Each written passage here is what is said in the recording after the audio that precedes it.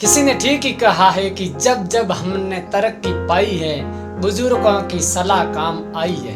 नमस्कार दोस्तों, मैं हूं रामाराम जाखड़।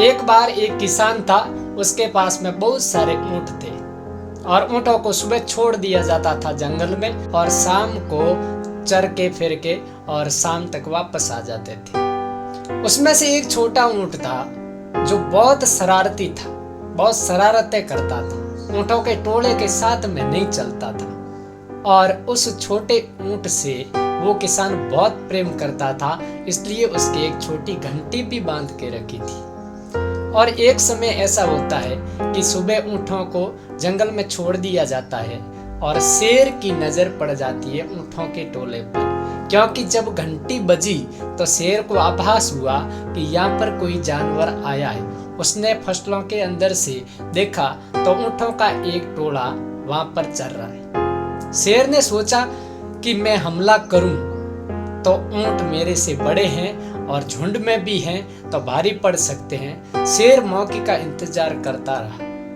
तो एक बड़ा ऊँट था, उनको खतरे का आभास हुआ और उसने कहा अपन को जल्दी घर चल देना चाहिए। और ऊँटों का टोला वहां से रवाना होता है तो उस छोटे ऊँट को पर्सनली समझाया जाता है कि आपको शरारत नहीं करनी है, पीछे नहीं रहना है, साथ साथ में चलना है। तो उसकी हमेशा की आदत थी शरारत करना, वो कभी पीछे रह जाता था तो कभी आगे। और उसी समय शेर नजर टिकाए बैठा था उस टोले के ऊपर। ऊँटों का टोला वहां से रवाना होता है और वो छोटा ऊँट मानता नहीं है और नहीं मानने की वजह से वो अटकेलियां करते करते पीछे रह जाता है। अकेले ऊँट को देखकर शेर झपटा मार लेता है और ऊँट अपने आप को बचाने के लिए इधर उधर बहुत भागता है, लेकिन शेर से बच नहीं पाता है और ऊँटों का झुंड आगे चला जाता है। दोस्तों, इस बात से हमें सीख मिलती है कि हमको रोका टोका जाता है, हमको मना किया जाता है कि बेटा ये काम नहीं करना है,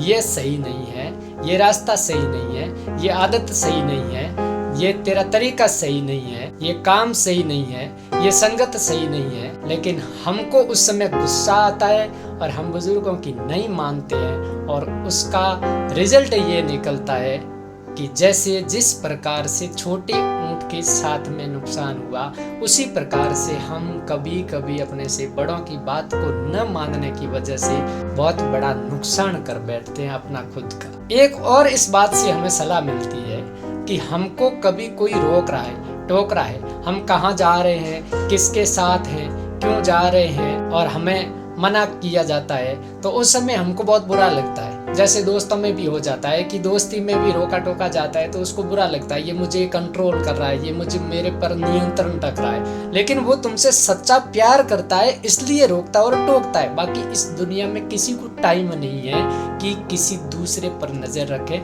किसी को टाइम नहीं है कि दूसरे का भला सोचे। जो दिल के करीबी होगा, या तो अपना या अपना माता पिता या अपने बुजुर्ग या अपना क्लोज फ्रेंड दोस्त, वही रोकेगा टोकेगा। बात को समझकर हमारी जिंदगी को बहुत अच्छा बनाना चाहिए। आशा करता हूँ कि स्टोरी आपको अच्छी लगी है, शेयर भी कीजिए और मिलते हैं एक नई स्टोरी के साथ में आगे। तब तक के लिए धन्यवाद।